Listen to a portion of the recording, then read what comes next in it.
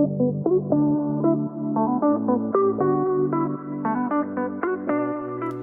everyone, and welcome back to Turn This Way with me, Jennifer Radke, your mindset coach and evaluator for those in the hospitality industry. We have another episode that is for anyone who is thinking about entering the hospitality industry or has just taken those first steps into ownership. Because before the concept, before the menu, before the build out or expansion, there's something even more important, and that's your motivation and your purpose. How many of you have been asked why you want to do this? I'm sure most of you have. Why do you want to open your own bar, restaurant, or hotel? I'm sure you've been asked this question by friends, family, or even strangers, and sometimes it's followed by a, have you lost your mind? Well, today I'm asking you the same question. Why do you want to do this? But I don't want the surface answer, or what sounds good. I know that we will often tell others what we think they want to hear, or what makes us look good, sometimes just even to get out of the conversation quickly. I want the real reason, and I want you to have 100% clarity on your real reason. Because in hospitality, your why doesn't just get you started. It's what carries you through the moments when things feel uncertain, overwhelming, or harder than expected. And you might be surprised to find out that your why will affect a lot of your decision making. It will shape your mindset, and you need to be aware of how. So today we're going to explore the different motivations people have for entering this industry, the pros and cons of each, and why understanding your true purpose is one of the most important things you can do before you begin. After listening to this episode, I challenge you to send me a message with your purpose and motivation. I'd love to hear from you. Okay, let's start here. Ask yourself, why do I want to open a hospitality business? Take a moment and be honest, not polished. Is it financial freedom, creative expression, building something of your own, legacy, lifestyle? Just make note of what comes up. Let's talk motivation. There are many valid reasons people are drawn to hospitality. Let's walk through a few of the most common ones. Yours may fall into one of these categories, and it may not. That's okay. Financial motivation. This is often one of the first reasons people consider ownership. We want to create financial wealth for ourselves without relying on a paycheck from someone else.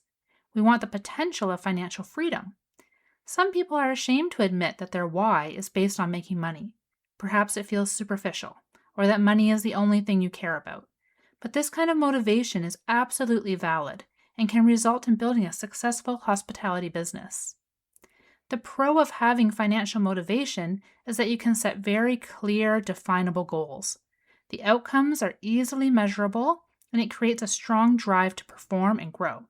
You always have that number in mind that you push towards achieving and even surpassing. But as it is with most things in life, with the benefits come challenges. The challenges of financial motivation are that hospitality is not typically a quick return industry. Margins can be tight, and success often takes time, and by time I'm not talking 6 months, I'm talking years. If financial motivation is your only driver, it can lead to frustration when results are slower or more complex than expected. When making decisions while building your business, it's important to realize that you may be approaching them strictly through a financial motivation lens. That lens, without consideration of others, may create blind spots.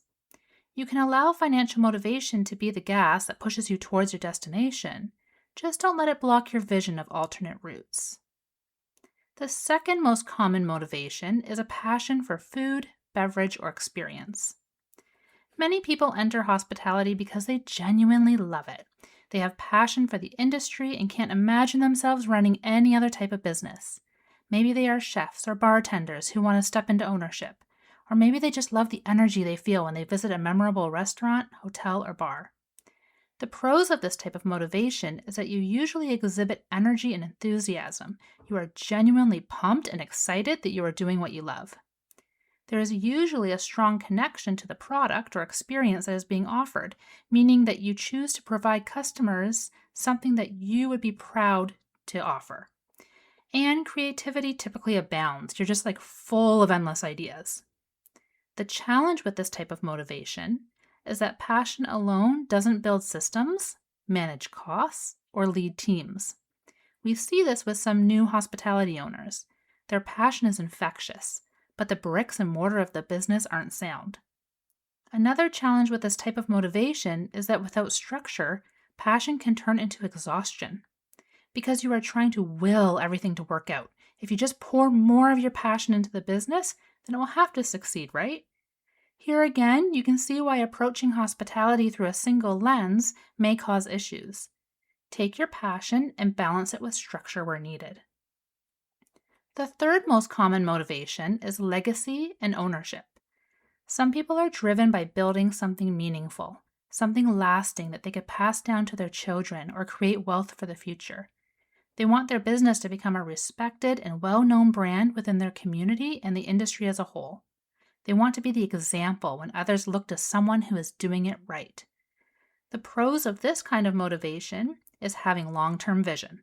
This type of motivation is very future-focused with specific end goals. It also creates a deeper sense of purpose and commitment to growth, all very positive aspects of a successful business. The challenge is that legacy-driven leaders can sometimes put immense pressure on themselves, making every decision feel heavier because their purpose is to build something to last forever. This type of mindset could lead to decision paralysis. It's critical for them to realize that not every choice needs to be set in stone forever. Flexibility alongside legacy motivation is the key to success here. And the fourth and final most common motivation is lifestyle and freedom. The idea of being your own boss, setting your schedule, and having flexibility is appealing to many people. It's like the dream for some people. The pros for this motivation is that there is desire for independence and there's ownership over decisions. The reality is that hospitality often requires the opposite of freedom and flexibility, especially in the early stages. More time, more involvement, less flexibility at first. If this is your only motivation, it's going to feel really easy to give up in the early stages. Here's something important to remember. There is no right motivation, but there is a need for awareness, because your motivation shapes your expectations, your decisions, and your resilience. Okay, so why does awareness of your true intention matter so much? Well, when you're clear on your motivation, something powerful will happen. You will gain clarity. And for those of you following along with this podcast, you know that an owner who is aware of their own mindset is leaps ahead of one who is not. Knowing your why helps you understand what you're willing to work through and what you aren't, what matters most to you, and what success actually looks like. With that clarity, you can build an action plan. Let's say your motivation is passion for the industry. Well, then you may realize that you need a partner or coach who can help you create the systems and operating manuals you will need to be successful. If your motivation is financial, then you may look to bring on highly creative team members to provide unique experiences or offerings that you wouldn't be able to come up with on your own. Without clarity of purpose, it's easy to feel lost, frustrated, and disconnected from your own business. You may hit challenges and think, why am I doing this? And not have a clear answer. We're going to pause for a minute, and I want you to ask yourself, if this takes longer than expected, will my reason still hold? Will my purpose and motivation still be there? I'm going to ask that one more time. If this takes longer than expected, will my reason still hold? Will my purpose and motivation still be there? It's a deep question, I know, and most likely not one you will be asked by anyone else. If your answer is yes, great. If it's a no, it doesn't mean that you are doomed and shouldn't open a hospitality business. It just means that you need to strategize for the hows. How are you going to remain driven? And how are you going to make decisions with clarity? Let's talk about the other side for a minute. There are many people who enter hospitality without a clear reason. Maybe it felt like a good opportunity. Maybe it seemed exciting.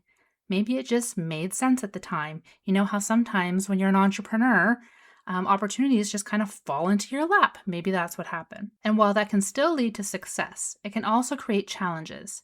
You may have difficulty staying motivated when things get hard. You could find yourself constantly second-guessing decisions.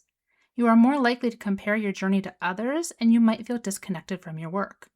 Without a clear why, it becomes harder to anchor yourself.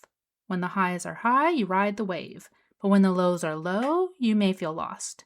And in hospitality, where things change quickly, that anchor really matters. Hospitality is not a passive business. It requires emotional presence, problem solving, leadership, and adaptability.